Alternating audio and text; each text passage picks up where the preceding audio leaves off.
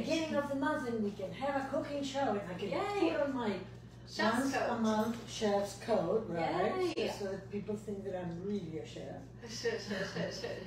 Because with your chef's coat, you're really a chef. Yeah, exactly. Well, here we are. Welcome to Marimar's Spanish Table. And yeah, we are so excited. It is September. And for the first time, gosh, in I don't know how long, harvest has not started yet by Labor Day. That has been probably, what, like 8-10 years or more since that happened last, right? Yeah, probably. I don't remember. Crazy, crazy. Anyways, we'll get more into that, but we have today, we have a Galician empanada for you from Mom's Cookbook. And yeah, this is a fun one, stuffed with anchovies and onions and tomatoes and peppers. So exciting. And how was it that this recipe resurfaced, Mom? Well, it resurfaced because, as some of you may know, I organized a trip to Chile in March for our wine club members, which was a resounding success. Oh, I heard it was amazing. It was amazing. All over, yes.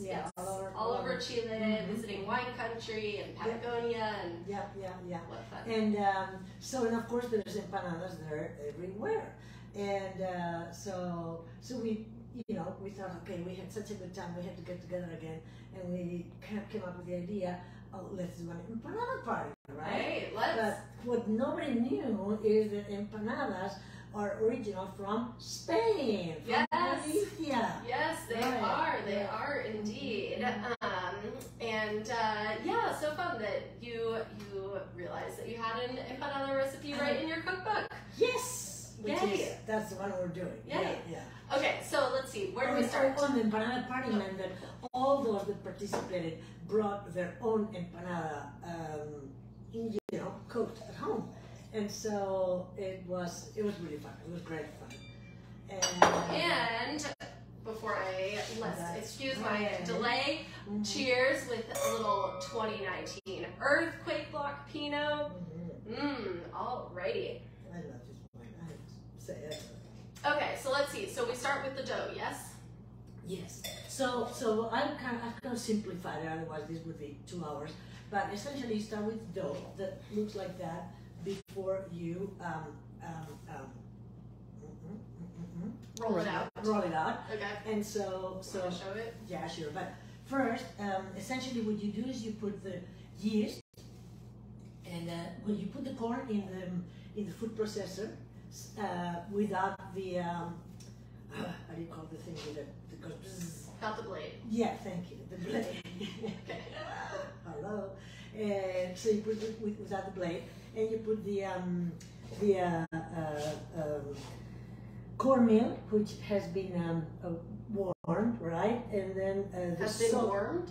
Yes, yeah, with water. Oh, yeah, okay. With a quarter cup of hot water. Okay. And then you put it in the food processor bowl, right? And so then you dissolve. Okay, sorry, no, that's in a bowl. You put the cornmeal and in water, in hot water, and then in the food processor bowl you put the yeast and the sugar, right, in lukewarm water, and just let it sit there for 5 to 10 minutes to activate the yeast. And when the yeast starts to go to the top, it's really cute. Then you know that it's ready to act, right? And then you put the corn. I always get confused with it. Flour and the cornmeal, so I'm making sure to say it right. So when the cornmeal has cooled off to between 105 to 115 degrees, then you put it there, right, in the food processor with the blade, and then you add afterwards the corn flour and the flour, right, and the oil and the salt. And you can find the recipe. Yes. The recipe is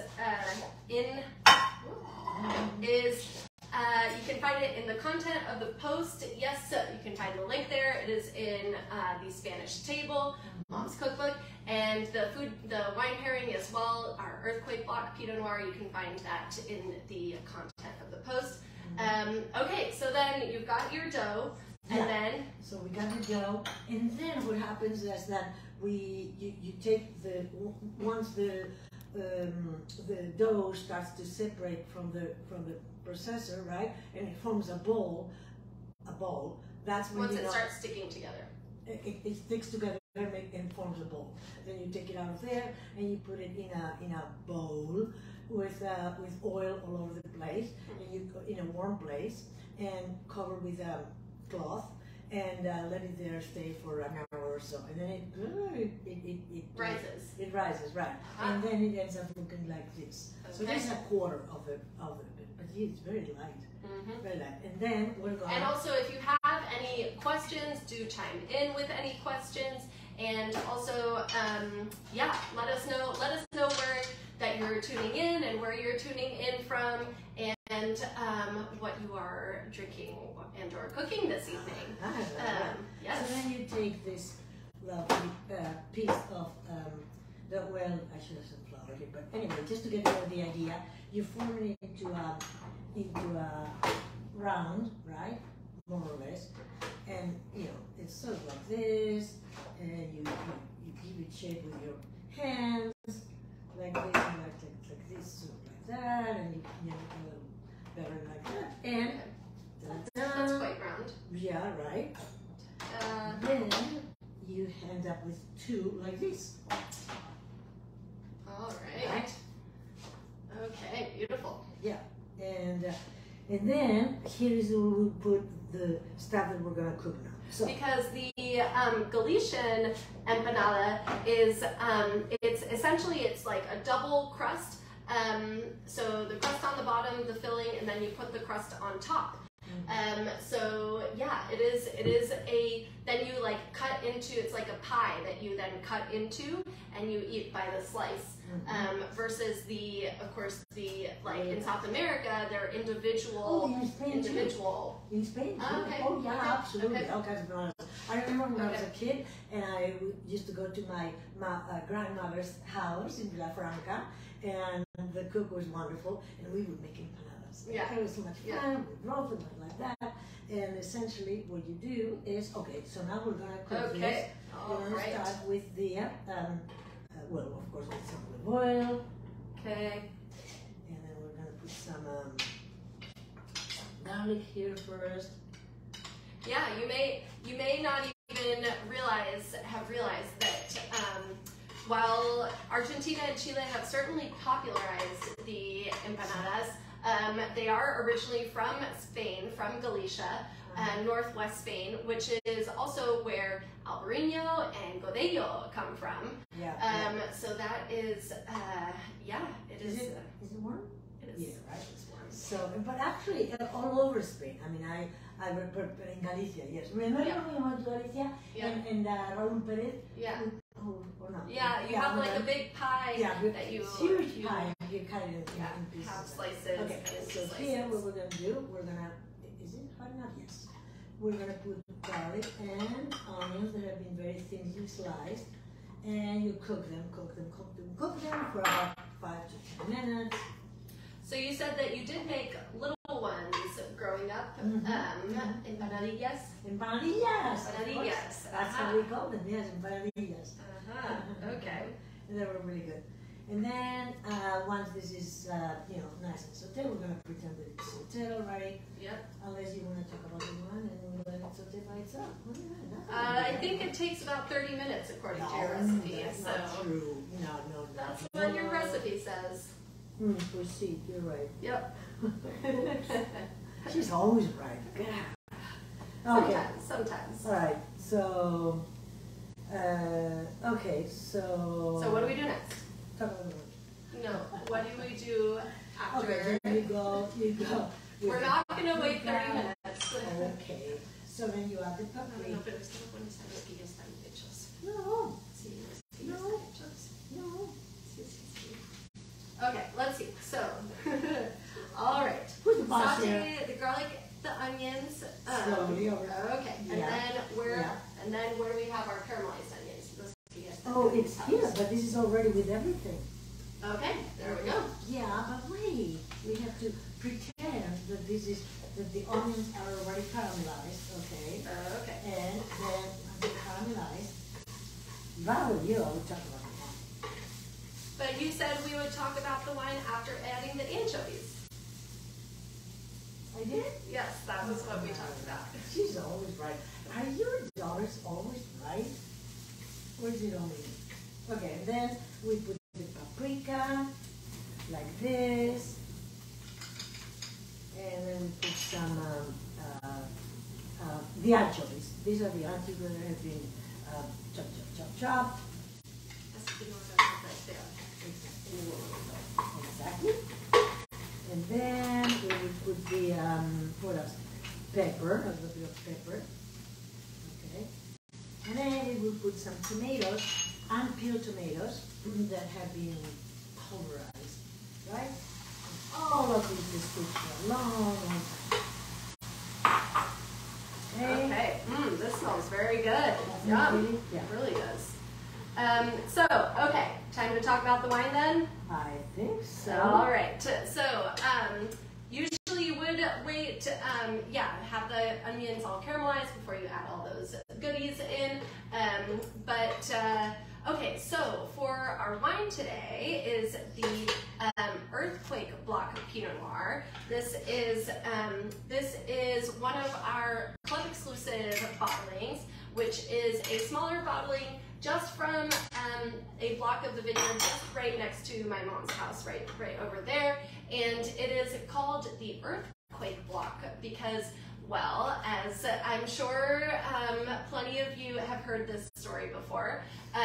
So it was, the land was prepared for planting. It had not yet been planted, and it was an El Nino year, a big storm. And because that block is on a slope, so there was a big storm and the ravine. Yes. A slope with a big ravine. Yes. All right. Why don't you tell the story? You were there. Yeah. And so that morning I woke up and went to the gym, which is right there, and it really looked like an earthquake. In other words, the land had been, like you said, prepared for planting, but the rain had opened up the ravine again, so it looked like an earthquake, right? Like the earth had parted. Yeah. Oh boy. So thus it became known as the Earthquake Block, which it turns out that slope of the ravine forced us to plant in what turns out to be really an ideal road direction. That's right. Northeast to southwest. That really maximizes even sun exposure on both sides of the row. And so because if you come there at the middle of the day, 2 o'clock on August or July, you will see that the sun is at 2 o'clock just exactly perpendicular. So it means that none of the sides gets too much sun. The sun goes just like that. Yep. And of course, one would think that's east to west, right? And that is the case in Burgundy. But guess what? Burgundy, it's up here, and we are south of Barcelona, so the sun doesn't shine the same here than there. But yeah. This is true. Mm-hmm. And so that is how it became known as the Earthquake Block. It is also 100% the Pommard clone of Pinot Noir, which is one of our favorite clones. Think of a clone as like a strand or like a strain of Pinot Noir. I always think of it's the same as with flowers, right? There are red roses and yellow roses and different roses, but they're all roses. So it's the same with the Pinot Noir. Yeah, exactly. Okay, so now I'm going to add some raisins. Yes. And then the last minute, once it's all cooked, then I will add the hard-boiled egg. Okay. But not yet. It will keep. Okay. Keep it here. We'll keep it cooking. All right. Beautiful. The Earthquake Block is so showing so nicely right now, and it is the brand new. This is the 2019 vintage that we just released a couple weeks ago. Okay, so just like that, like magic, we have our fully prepared stuffing. Right here. Yes. That's the way it would come out. And then now we will add the hard-boiled egg. All right. This. Okay. Okay. And then, also like magic, actually, instead of this, I'm going to take this out of here. I'm going to put it here. And now I'm going to bring the 2 pieces of dough, right? Okay, so now's the time to put the filling. So you've got, should we show the filling? Here's the caramelized onion and peppers and tomato and anchovies and hard-boiled egg. That's a beautiful, beautiful filling right there. And it's very tasty. Yeah, I got this idea from a restaurant in Madrid, actually. Yeah. So because so a typical like Galician empanada is especially with seafood and meat, right? Yeah, there's many kinds of empanadas. Seafood or meat, I mean. Yeah, or yeah.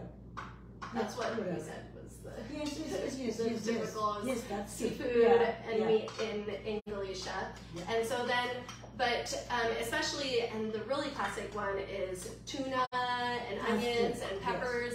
Yes. So the anchovy is a little bit of a twist. You got the idea from a restaurant that you really liked in near Pontevedra in Galicia, right? That's right. And same with the dough is this cornmeal dough. Yep. Because I love cornmeal. Yeah, because that's unusual. Usually you don't have that in the dough.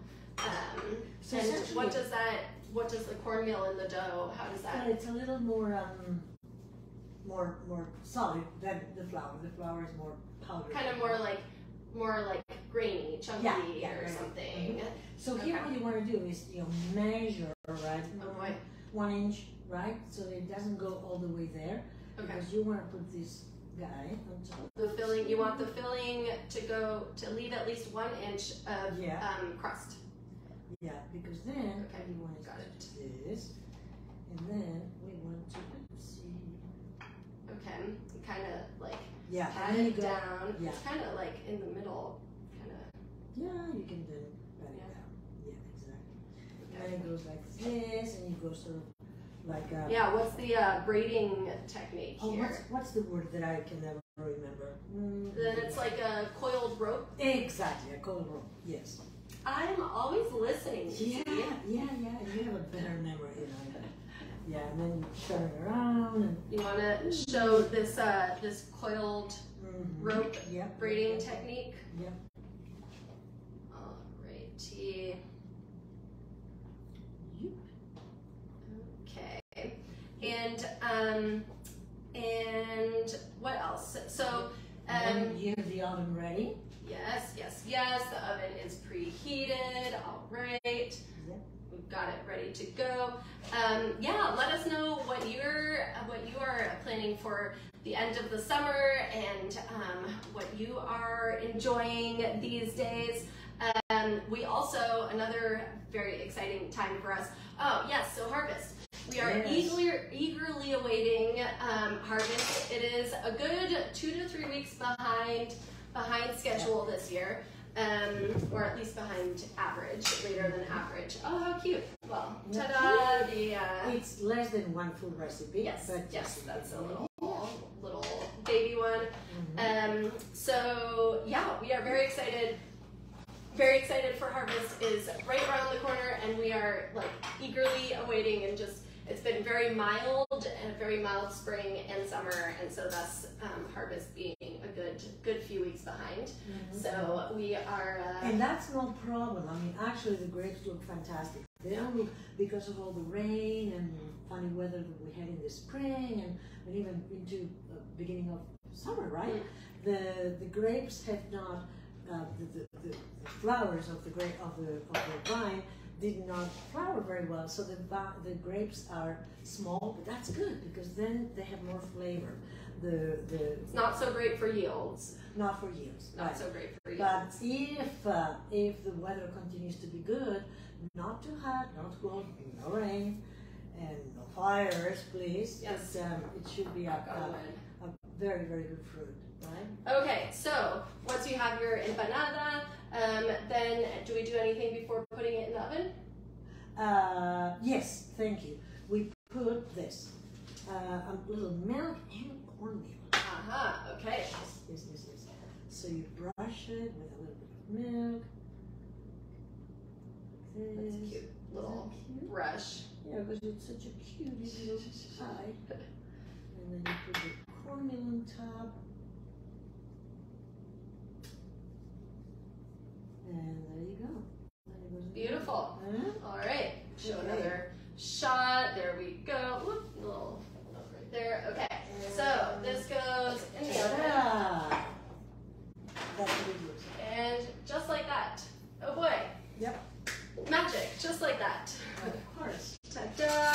All right. That's the beautiful empanada, which is kind of like a pie, right? Okay. So shall we try some empanada? Yes, please.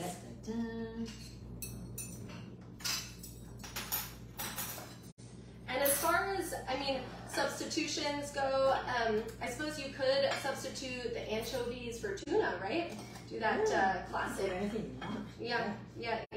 I do think the cornmeal crust is a fun way to go. Yeah, it works very well.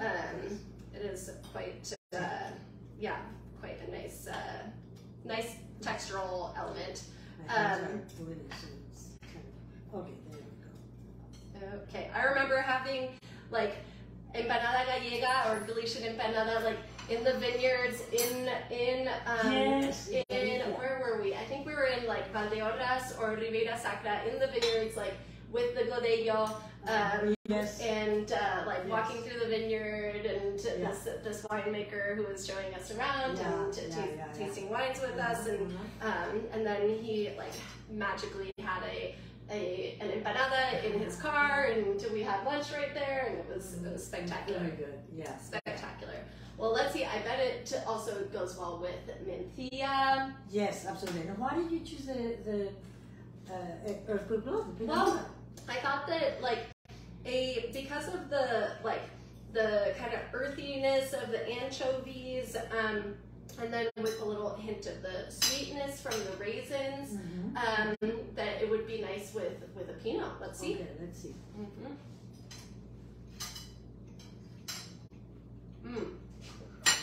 And the anchovies are subtle. It's not not too many. Heavy on the anchovies.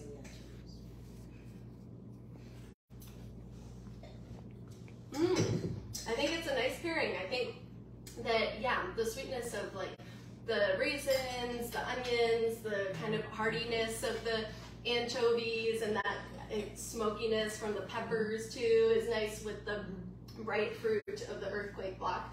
I think it's a fun pairing. I'm a fan. Well, I think that on that note, we will wrap things up. And we will be back with you at the beginning of October. I'm sure harvest will not be over yet because our Tempranillo takes its time.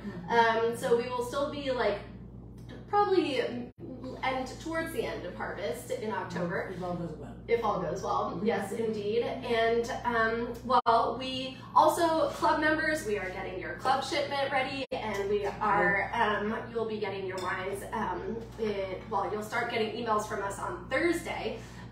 We are putting the final touches on your wines, and we're so excited to have you get your fall club wines. So let us know if there's anything we can do with you to customize or anything of that sort.